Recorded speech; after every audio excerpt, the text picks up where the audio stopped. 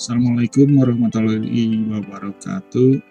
Selamat siang. Semoga sehat selalu dan selalu bugar.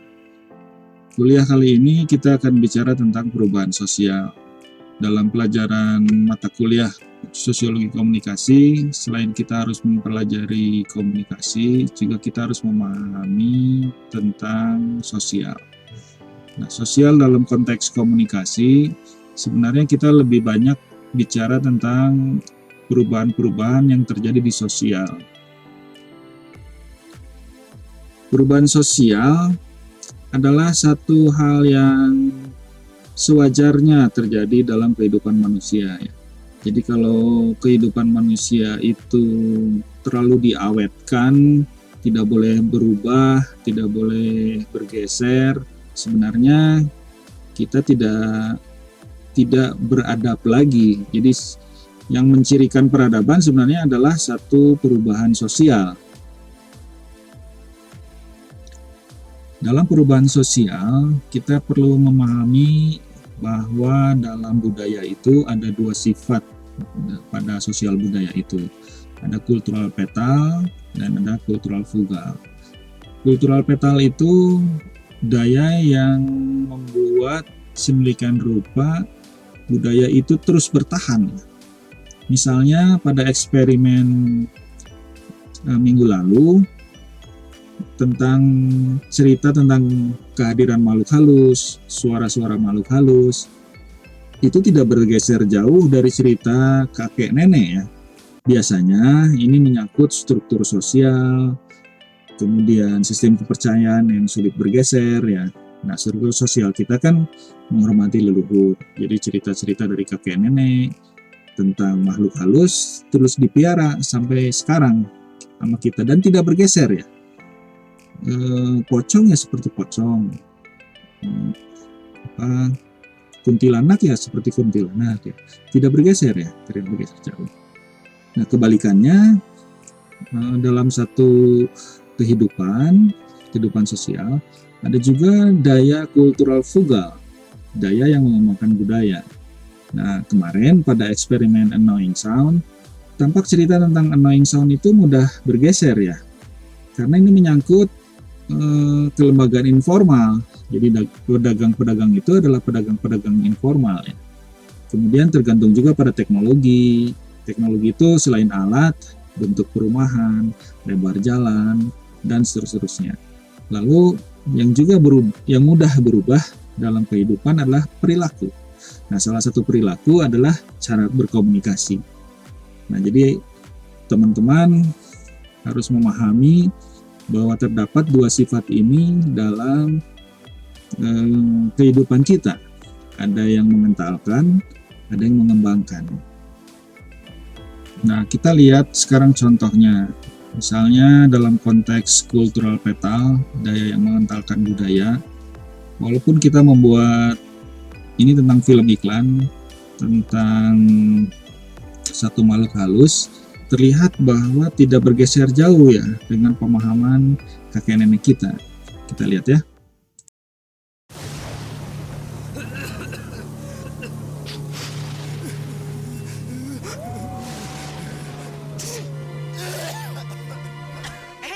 Dia orang batuk flu. Nih 3 masalahnya. Di sini, di sini, di sini. Beresin pakai OBH kombi batuk flu.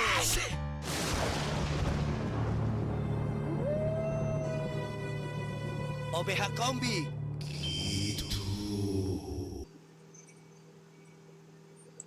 Nah, ini adalah cerita tentang pocong.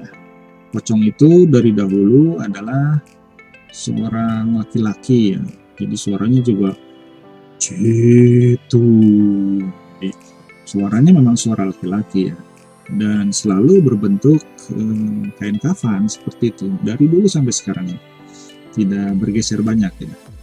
Nah, tapi ini kita lihat ya, kultural fugal, daya mengembangkan budaya, dia terkait dengan perilaku biasanya ya, kita lihat ya.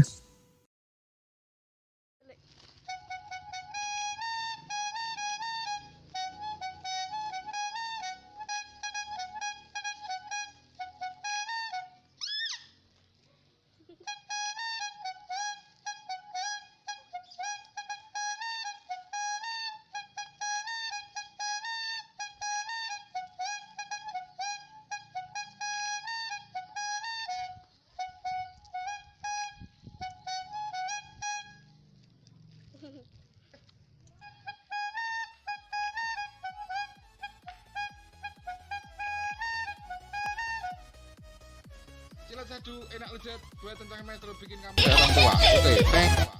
Asik. Jadi kultural frugal itu biasanya terkait dengan perilaku kita, kultural petal terkait dengan satu idea-idea. Nah, idea dan perilaku, kultural petal dan kultural frugal membentuk satu wujud kebudayaan. Nah, wujud kebudayaan itu yang kita rasakan, yang kita lihat, yang kita ucapkan, yang kita dengar, ya, itu adalah satu wujud kebudayaan.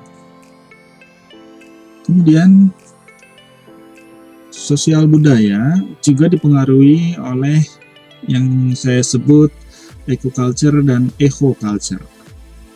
Eco-culture itu adalah satu bentuk kebudayaan yang dibangun atas tekanan-tekanan lingkungan tempat kita hidup.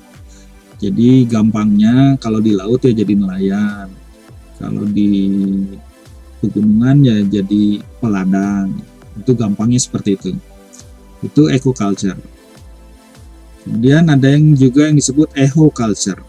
Nah, eco-culture ini satu gelombang kebudayaan yang mengglobal, di mana dalam satu waktu yang sama, nyaris bersamaan, manusia melakukan hal yang sama, bahkan tanpa bersentuhan ya. Kok melakukan tindakan yang sama, tindakan adaptasi, tindakan antisipasi yang sama terhadap satu lingkungan yang lebih global tentunya.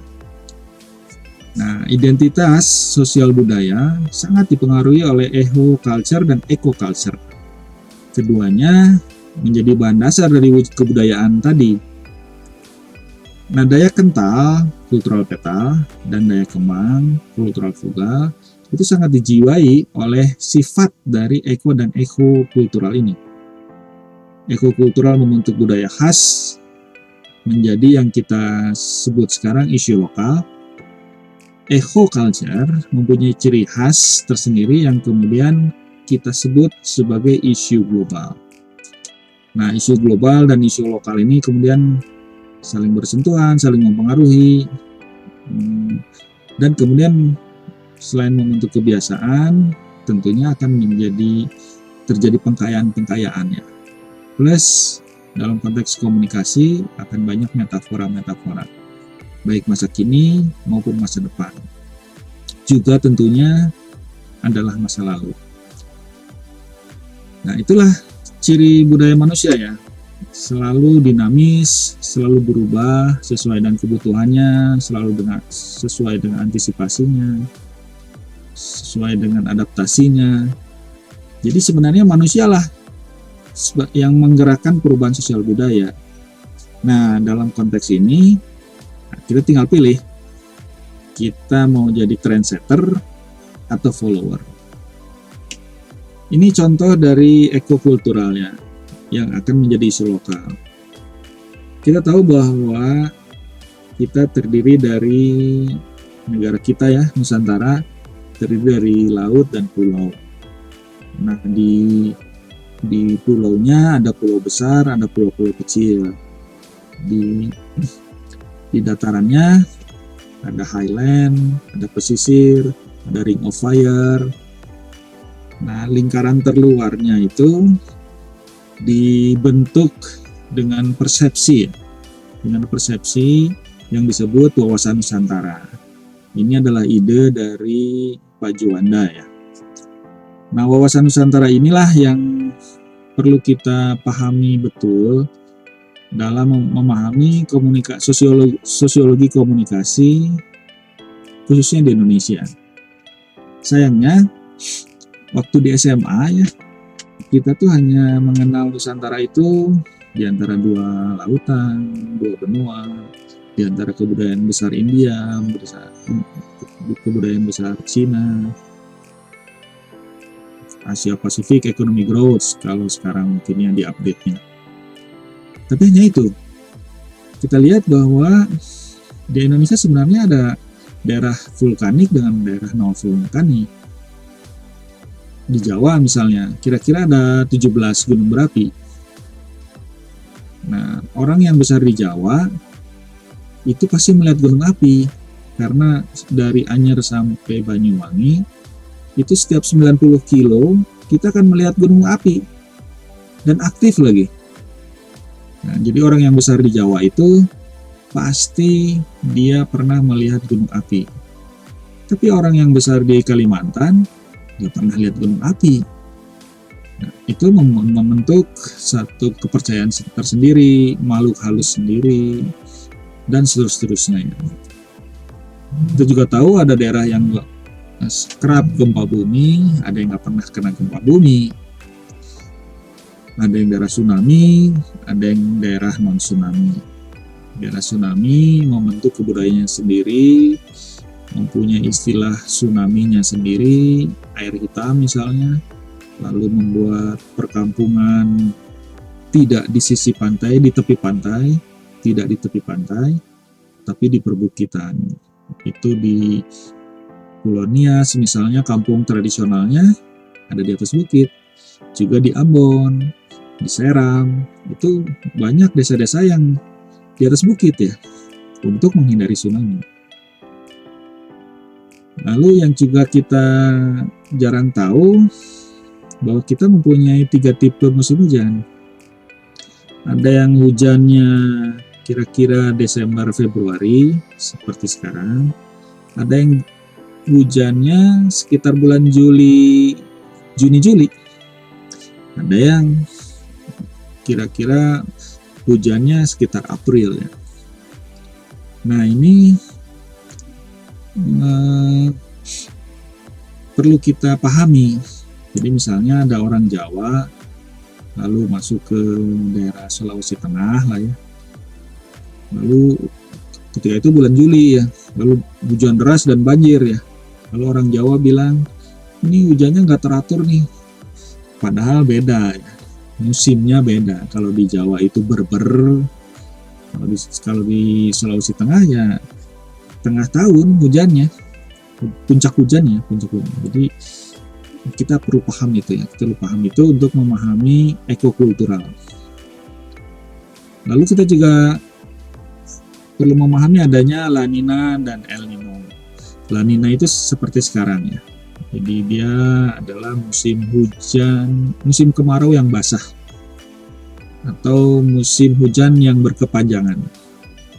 Jadi di musim La Nina ini hujannya lebih deras, lebih kerap, lebih banyak ya, sehingga kemungkinan banjir jelas lebih besar, apalagi kalau hutannya ditebang. Kemudian itu siklus ya. Nah siklusnya akan datang kemudian, misalnya 5 tahun ke depan akan ada siklus El Nino. El Nino adalah musim kemarau yang berkepanjangan, atau musim hujan yang kering.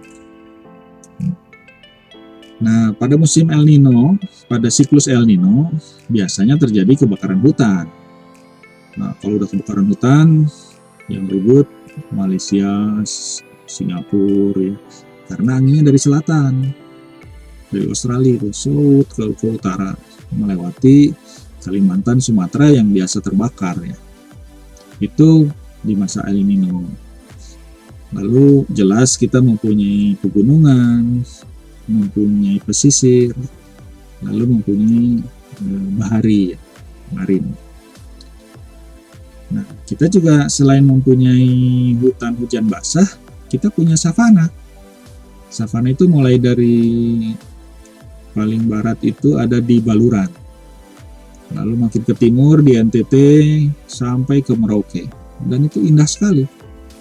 Wah, padang rumput yang matahari mudah dilihat kalau terbenam dan terbit ya. Jadi ada dua hal yang sangat kontras ya. Yang satu hutan hujan basah, yang satu savana. Daerah basah itu biasanya kemudian menjadi sawah. Nah, savana menjadi ladang. Ada juga biogeografi Sunda, Wallacea, dan Sahul.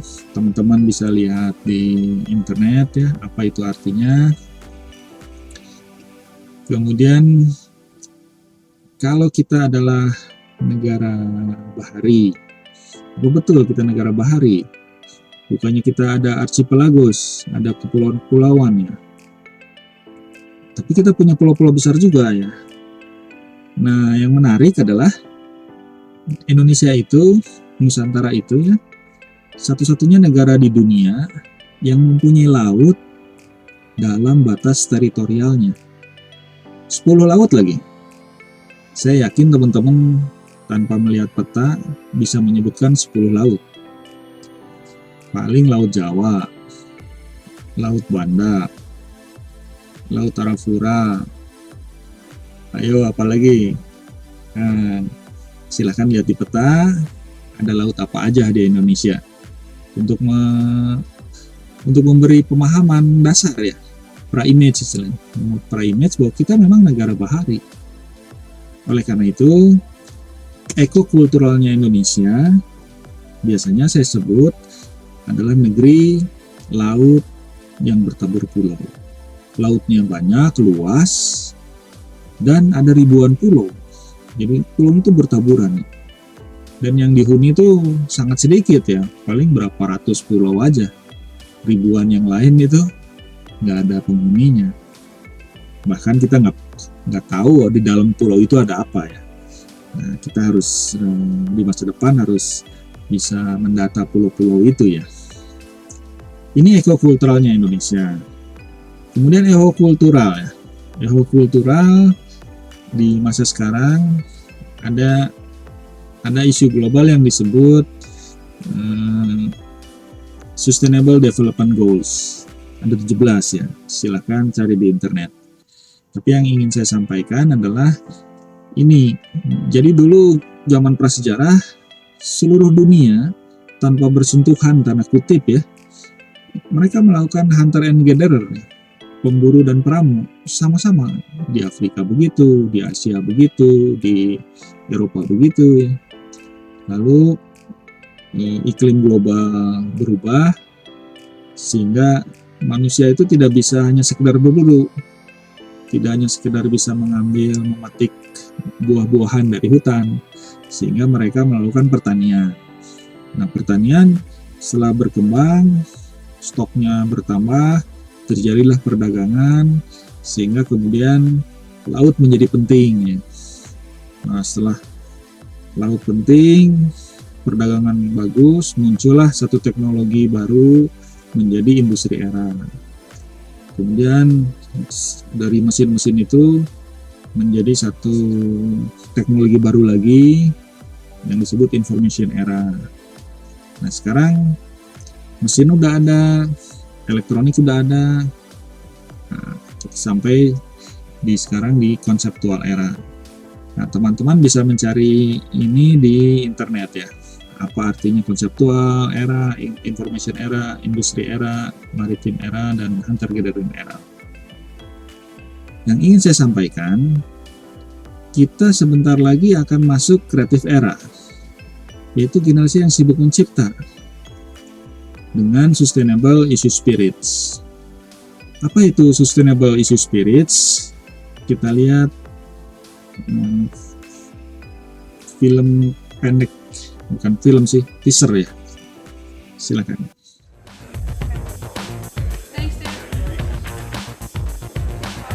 This is for a very sexy brand. We're going to give you a series of lines to read. It's visceral, it's intimate. We're selling sexier. What is sexy? What is sexy? What is sexy? Perfect. Let's do the next one.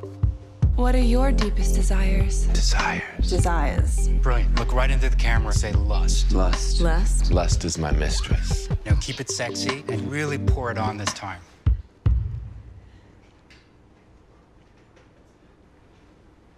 So, Okay. what's up? You want me to say that's sexy? In 2012, 6.6 million children under the age of 5 died. Is that sexy? Sexier. Almost 800 mothers and 18,000 young children die each day. From mostly preventable causes. Okay. It's not really sexy. Strange saying it like this. There are 2.2 billion children in the world. 40% of them are living in countries with armed conflict. All right. Can I do like a little walk? Just. Yeah, listen up. This is not sexy statement. I feel bad. In the Democratic Republic of Congo, 1 out of every 7 children die before their 5th birthday. Okay, it's not an apology. For every person killed in an armed conflict, As many as 15 die from secondary and preventable causes. malnutrition, diarrhea, pneumonia, and malaria. Great, fantastic. That wasn't really sexy. I don't feel sexy saying this. Are you attracted to me right now? That's not really making a lot of sense, is it? Yeah. Yeah, It's just hard to make some of these words sound sexy. none of this is sexy, but in this case, it's a very serious issue. We can't make this issue sexy. But it deserves your It attention. deserves your attention. It deserves your attention. It deserves your attention. Memang dunia masih banyak masalah kelaparan, masalah anak-anak, masalah perempuan, dan itu masalah global. Kita lanjut. Gaung eho culture itu semakin menguat ya, 100 tahun terakhir ini. Dengan adanya IoT, jaringan makin bagus. Yang menarik adalah di sisi lain, eco culture-nya makin menguat. Jadi ada eho culture yang semakin menguat, plus ragam eco culture yang makin mengental. Nah, pada konteks eco culture, kita tahu ada generasi tradisional, baby boomers, X, milenial, Z, alpha ya. Nanti setelah alpha ada beta ya. Nah, tradisional dan alpha kita tidak menjadi topik bahasan kuliahnya. Nah, tugas individu uraikan pembeda dan persamaan antara generasi baby boomers, X, M, dan Z. Saya rasa teman-teman berada di generasi Z ya. Oleh karena itu saya ingin tahu sih, menurut teman-teman apa ciri khas Gen Z Indonesia? Karena ada hukumnya tadi ya, ada kultural petal dan kultural frugal. Ada daya yang mengentalkan dan ada daya yang mengembangkan budaya. Lalu ada eco culture dan ada eho culture. Jadi Gen Z ini bagian dari eho culture, tapi ekonya apa ya? Gen Z ini bagian dari kultural frugal, tapi petalnya apa ya? Nah, silahkan boleh diskusi, boleh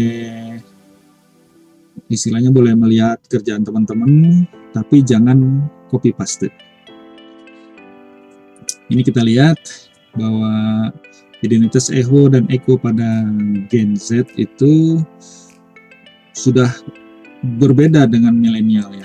Dari statistik terakhir di Indonesia ini sudah mulai dipengaruhi nih dengan sangat kuat ya oleh Gen Z ya. Dan Gen Z ini dari data lebih menyukai TikTok dan YouTube. Twitter itu nggak jadi lagi favorit Gen Z ya. Dan generasi Z ini mempunyai menit lebih banyak dari generasi milenial. Generasi Z ini menunjukkan ciri khas yang berbeda ya. Ini sebenarnya yang unsur-unsur ya yang menyebabkan pergeseran sosial dan pergeseran budaya. Jadi bagaimanapun juga dalam kehidupan manusia selalu ada pergeseran, dan itu manusiawi ya, dan itulah manusia. Kalau unsur sosial ya ada struktur, ada peranata sosial atau aturan ya, interaksi, lembaga, ada lembaga sosial formal, ada lembaga sosial informal. Lembaga sosial formal misalnya universitas, lembaga RT RW. Lembaga sosial informal misalnya teman-teman yang sama-sama suka makan bakso, itu lembaga sosial yang informal. Atau ada juga yang perkumpulan Agus se-Indonesia yang namanya Agus berkumpul. Nah, itu informal. Nah, kalau unsur budaya, ada nilai kepercayaan, jenis mata pencarian, sistem masyarakatnya, lalu bagaimana pengetahuan itu dialihkan ya, itu juga satu budaya ya, satu budaya. Jadi karena itu satu budaya, kita bisa meniru negara maju, tapi kita tidak bisa seluruhnya meniru negara maju karena kita punya eco-culture dan mempunyai cultural peta. Jadi untuk menjadi pintar tidak harus seperti 100% jeplak seperti Jepang, seperti Eropa. Oke, kita lanjut ya. Gen Z yang echo dan ekonya mungkin berbancuh ya. Mungkin melting. Dia bagian dari masyarakat global, sekaligus dia juga orang yang sangat concern pada isu lokal. Itu ada gejala sosiolinguistik, bagian dari sosiologi komunikasi, yaitu alih kode dan campur kode. Campur kode dan alih kode ini makin nyata ya, makin nyata muncul setelah platform Jigit Neighborhood ini. Alih kode dan campur kode makin nyata terlihat ya. Ketika platform Neighborhood mudah disimak kembali pada platform Cyberhood. Apalagi platform Cyberhood sekarang makin mudah diakses ya. Ini salah satu contoh dari alih kode. Kita lihat yang di atas dulu, 3 ragam bahasa. Ini ada Kang Deddy ya. Dia salah satu kandidat ketua IA, ketua Ikatan Alumni ITB, menggunakan 3 bahasa ya dalam kampanyenya. Hayu urang sarapan, for better harapan. Jadi hayu urang itu bahasa Sunda, sarapan bahasa Indonesia, for better bahasa Inggris, harapan bahasa Indonesia. Dipakai menjadi bahasa ya, menjadi satu komunikasi ya. Jadi alih kode ada sejumlah ragam bahasa dipakai bersamaan dalam satu rangkaian komunikasi dan masing-masing berdiri sendiri.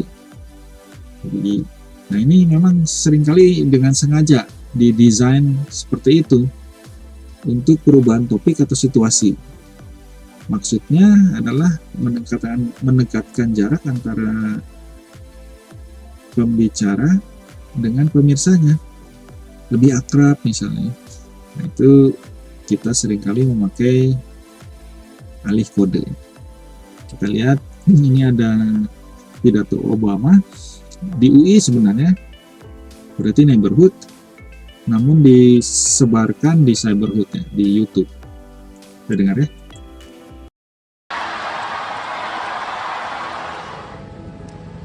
Indonesia bagian dari diri saya. And I learned to love Indonesia while flying kites and running along the paddy fields and catching dragonflies, buying sate and bakso from the street vendors. I still remember the call of the vendors. Sate. I remember that. Bakso. Enak ya. Oke. Selain alih kode, ada yang namanya campur kode. Campur kode ini berbeda dengan alih kode. Jadi campur kode biasanya bukan untuk mengubah situasi, tapi justru jadi bagian dari situasi itu, bagian dari topik itu. Ragam bahasanya satu aja, misalnya bahasa Indonesia, lalu disisipkan bahasa-bahasa lainnya. Tapi cuma disisipkan aja, jadi hanya serpihan yang melengkapi istilahnya gitu. Ini menunjukkan gaya komunikasi, terus daya gaul komunitas. Nah, kita coba dengerin ya.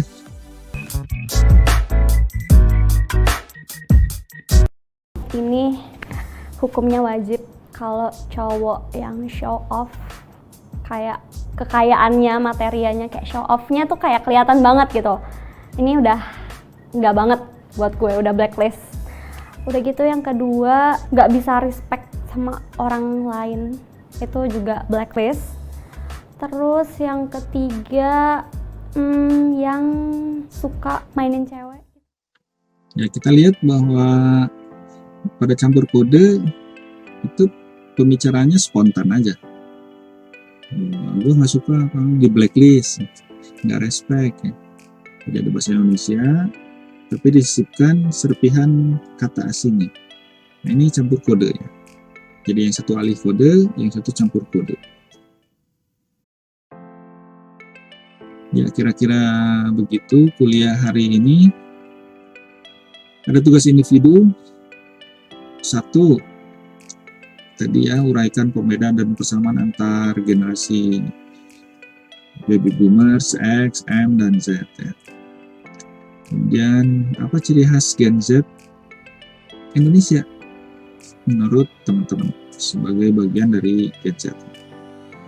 Buat BPT, Soskom T3 Kening nama ya. Kalau ada pustaka disebutkan ya. Kumpulkan hari Minggu. Kemudian ini tugas kelompok. Beri contoh alih kode dan campur kode ya, terkait kehidupan sehari-hari Gen Z pada konteks cyberhood ya. Misalnya teman-teman ngambil contoh di YouTube, atau ada kejadian di IG atau di FB, atau teks di WA misalnya, dan sebagainya. Nah, lalu setelah diambil, ini alih kode, ini campur kode, beri ulasan singkat aja. Apa tujuannya, atau topiknya, atau situasi apa ya yang terkait dengan alih kode dan campur kode itu. Silakan diskusi, lalu dibuat di PPT. Untuk yang YouTube, kalau terlalu besar, bisa pakai link atau dikirim melalui WeTransfer kalau lebih dari 60 MB. Dikumpulkan hari Minggu di WAG grup masing-masing. Saya rasa begitu. Terima kasih atas perhatiannya. Assalamualaikum warahmatullahi wabarakatuh. Selamat sore. Mau tanya ini, Mbok itu sudah berapa lama jualan jamu di tempat ini? Saya jualan jamu ini sejak bapaknya anak-anak meninggal 5 tahun yang lalu. Dalam 5 tahun itu apa marginnya cukup, Mbok? Margin itu adalah keuntungan, Jawanya itu badip. Begini Mas, saya membangun platform bisnis ini karena di sini marketnya ada dan belum terpenetrasi oleh jaringan pemodal besar dari kota. Bisnis ini tidak semata-mata untuk mengcapture margin atau keuntungan tadi, tapi saya ingin platform ini sebagai anchor of business atau market maker di kampung ini. Saya juga ingin pasar ini jadi semacam marketplace of ideal bagi warga sini. Apakah akhir-akhir ini peminum jamu itu berkurang, Mbok? Purchasing power masyarakat memang terus menurun, tapi kesadaran mereka untuk hidup sehat, apalagi di saat pandemi seperti ini, awareness to healthy itu sangat tinggi.